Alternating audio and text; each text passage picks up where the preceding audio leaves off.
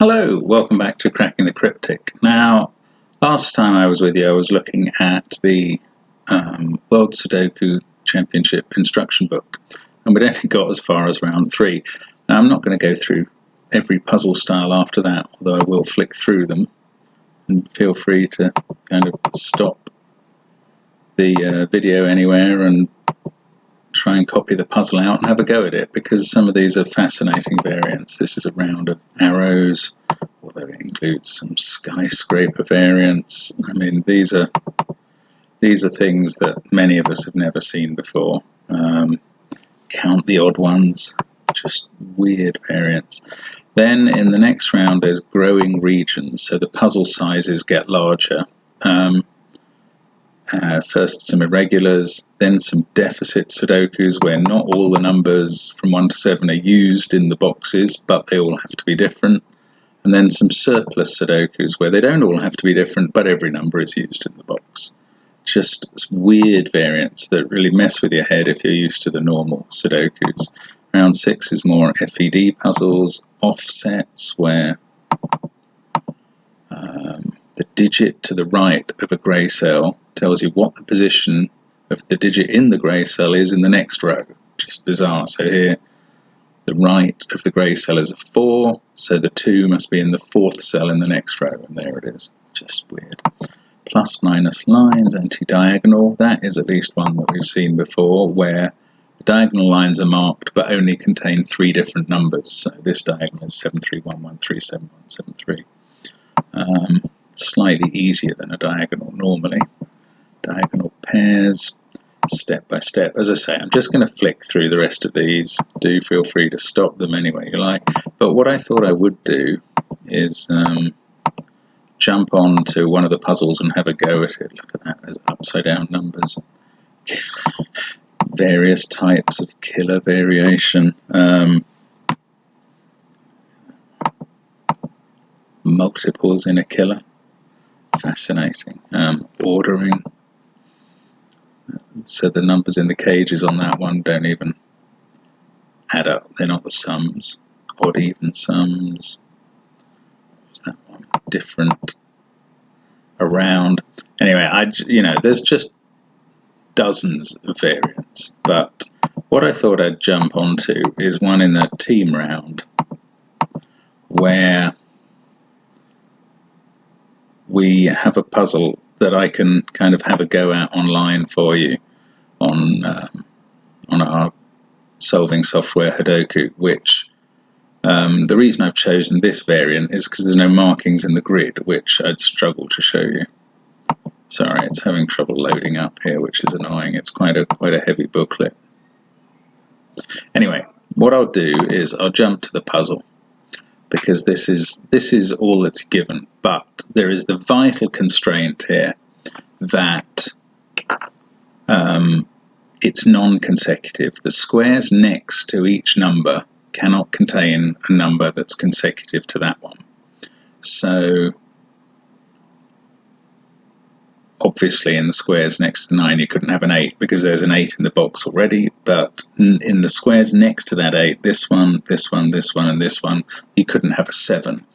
Now it doesn't look like at first that's a huge constraint, and it's not, but there are so few givens in the puzzle that you could kind of work out from that there must be a way to progress with this kind of puzzle. But it's not simple. Now there are some things you could spot quite quickly, and I mean, let's go through some of this. 4s in the bottom right box. Now obviously that 4 is eliminating those 3. That 4 is eliminating those 3. And that 5, which is the consecutive number to 4, is eliminating that 7. The 4 there must be there. So then we're going to put in some little 4s there, because we know that there must be something like that. 2s here are restricted to there. And there aren't all that many pencil marks you can make in a normal way. But this constraint is much more powerful than it may appear at first. So this cell here is suddenly very interesting. Not because we've put a 4 in it, but that 2 means this can't be a 1 or a 3 as well as a 2, because they're next to a 2. Can't be a 7 or a 9 as well as an 8. That just leaves 4, 5 and 6, and 5 and 6 are ruled out in the same column. So that is actually a 4.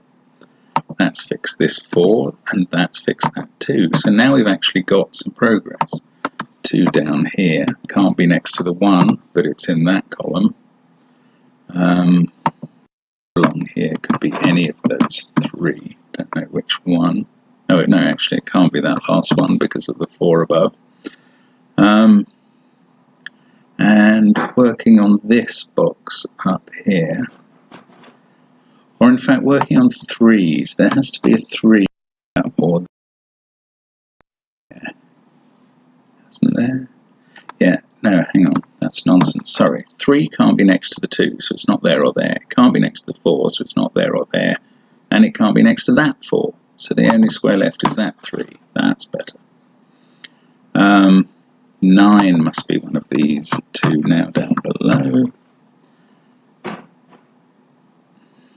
Now, how this helps a little is that 3 in this box here, that 3 has now ruled it out from the bottom 3 cells. And the 2 and the 4 rule it out from the top 2 cells. It can't be next to the 2 because it's consecutive. It can't be next to the 4. So it must be in one of these 2 cells. Can't be in that one because of the 4 again. And those 3 and that 3 put the 3 in the top left box there. So, you know, you kind of have to be asking yourself different questions from normal. Now, after that, you've got 5, 1, 7 and 6 to fit in here. 7 can't be next to the 8, so it's there or there. 6 can't be in the middle, and that's not all that helpful. But let's see if we can make any further deductions based on the numbers that we've got already. We can see in this cell 8, 4, 2, 3, 5, 6 and 9 are ruled out. It could be a 1 or a 7. Not quite sure which one it'll be. And I'm changing my marking system slightly to just get some benefit. 2. 2's interesting. We've got 2 in the first row and a 2 in the second row. The 2 in the third row has to be in this box. It can't be here because of that 3. It can't be here because of that 2. So it must be there. Now, does that lead on to anything else? 3, 9, 2, 8, 4. Very tempted to put 1 somewhere central in this, because otherwise 5, 6 and 7 will be very close to each other, but can't quite see where it goes. 6, 4, 2, 3. I think there's still something to be... 5 can't be there or there because of the 4. It can't be there because of that 4. So 5's in the end column in the top box there. And that puts it in the column 7 in this box. I shouldn't really have done that 1 and 7 there. I don't think that's actually all that helpful. Now, what should I be looking at next? It's so difficult to know what... we know that 8 must be in one of these 2 rows. We've known that, one of those 2 cells. We've known that for a long time. And that is quite interesting. 7 can't also be in one of those 2 cells, or whichever one is the 8, it would be next to it. So 7 must be in the top row of the right-hand box. Actually, it can't be that one. It's next to an 8. And given that 7 is there or there in the second row, it must be either here or here in that one. Now again, we might be able to keep eliminating things. 6, for instance, wouldn't be here because it would be next to 7, and it can't be here. 6 could be there. Yes, actually, it's quite helpful to have this as it either being a 7 or a 1, because this one, 3, 9, 2, 4 and 8 are ruled out. So are 7 and 5 because they're next to these digits. So that is either 1 or 6. So in these two cells, that's either 1 or 6, that's either 1 or 7. They obviously can't be 6, 7 because they'd be next to each other. So one of them must be a 1. We know that the 1 over here can't be here or be next to a 2 or there next to a 2. So it must be there or there. So given that there's a 1 there and a 1 there, the 1 in this box is in the bottom row. It can't be there because it would be next to a 2, so it's here. And that's fixed the 7 now. So this is the way we can still carry on making a little bit of progress all the time. The 3 can't be above the 2, so it must be there. The 5 can't be next to the 4, so it's either there or there. The 6 can't be next to the 5, so it can't be in one of those two as well. So it must be there or there. Sorry, that's meant to be the 6. And the 9 can't be next to the, oh, it can't be in the same row as the 9. And it can't be here, which would be next to the 8. So that's fixed the 9. And that allows us to finish off this box. But my goodness, it's taken some work to get there. So that puts 6 down there. Now 7 can't be next to the 6 or 8. That has to be there. 5 can't be next to the 6. And up here we've got 1, 7, 6. Now the 1 must be in the middle, otherwise 6 and 7 would be next to each other. So suddenly you do start getting a little bit of traction. And once you get a bit of traction in this sort of puzzle, then it gets quite a bit easier. 5 can't be next to the 4, so it must be there or there. 9, 5, 8. 1 must be there or there. 4 could be any of those 3 middle ones at the moment. Oh no, it couldn't be the bottom one because that's got a 4 there. 8, 3, 7, 2. Oh, 1 here is useful. It rules out those 3, but it also can't be next to the 2, so that rules out another 3 cells in this box, and it can't be there because that's next to that 2. So 1 must be here. That fixes the 1 we just put in that box there. That fixes the 4. That's quite fortuitous. And again, progress is happening, although not necessarily always leading on to something else. We've got 7, must be one of these 3. Don't know which one yet. And that also puts 7 down here. Now again, I feel I ought to be able to do something reasonably quick, given the progress that we have made. 1 is either here or here. 2 is one of these 3, but not next to the 1, but that's not all that helpful yet. 4, 5, 8. Ah, 5 is quite restricted here now. Ah, it's very restricted here. 5 can't be in this column, it can't be in this row, and it can't be next to the 4, so it is here. So that's useful.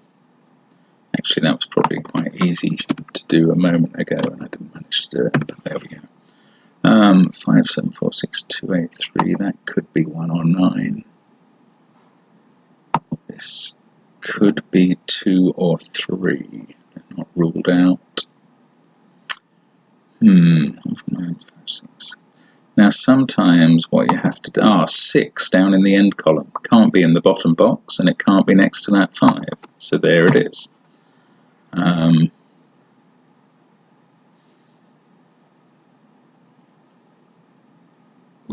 Can't quite tell which one it is in the central box, but it's one of those 2. And in this box it's a little harder to tell which one it would be in. 4 in the central box is fixed by just the ordinary digits we've put in. That must be there.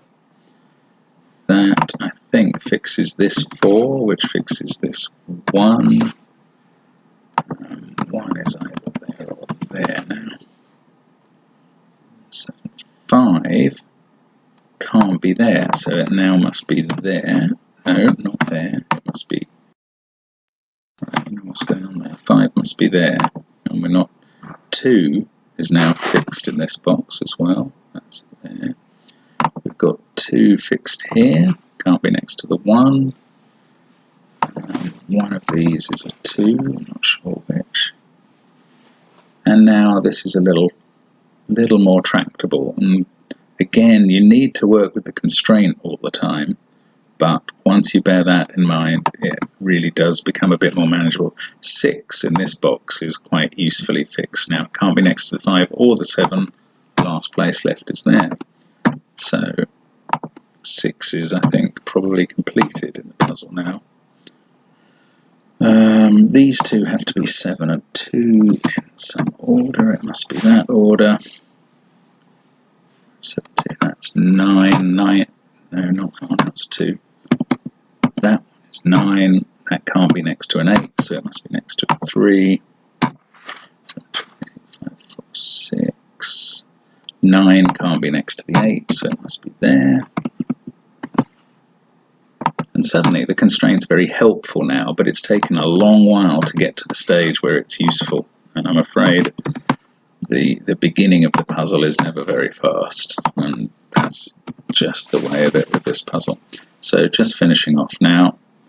I hope you find this relatively interesting, if unusual for the sorts of puzzle that we're normally solving on here. It's a puzzle I find really entertaining because of the extra constraint. It's very fun, but on the other hand, I don't think I'm particularly quick at it, and you've probably seen that during this solve. Whereas other solvers who, I was trying to write an 8 there and a 9 there. Solvers who've seen this puzzle and done a lot of the variant types can fly through this one. There we go. That's the solution to that non-consecutive puzzle. Very tough. I hope that's entertaining. Do wish me luck in the World Sudoku Championships. If I'm struggling with these fairly straightforward variants, God knows what I'll make of the others. As I say, it looks like there's at least 100 variants to do. So we'll see how we get on. Thanks very much for watching, and see you again on Cracking the Cryptic.